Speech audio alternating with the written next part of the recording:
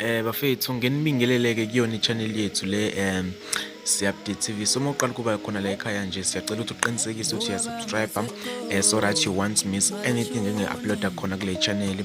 Uphinde upress nayo kwi-bell ifoni yakho izokunotifya anytime ever mangabe ngifaka ivideo. Kodwa ke bafethu ngaphandle ukuchitha isikhathi nje ngingena nje shi odabeni namhlanje. Umculi lapha wamapiano ke uNjelic owaziwa ngengoma ethi Shesha Geza. He was poisoned and rushed to the medical professions, but he didn't die, he survived. So bafethu uthe mayichaza kwasho ukuthi ke akazi ukuthi udliswe ubani futhi kanjani. Kodwa ke abodokotela ke bathola ukuthi ke it was food poisoning. Uqhubekile ukuthi angeke akwazi ukukhomba abantu bomndeni wakhe ngoba uyazi ukuthi bebengeke bayenza into engenjengaleyo, kodwa ke vele yena umuntu wabantu, so he cannot state ukuthi ke who poisoned him and how he did it or she did it. So nje ugcine ngokusho ke bafethu ke uya recover uright ke, so abantu ke abangastress kakhulu.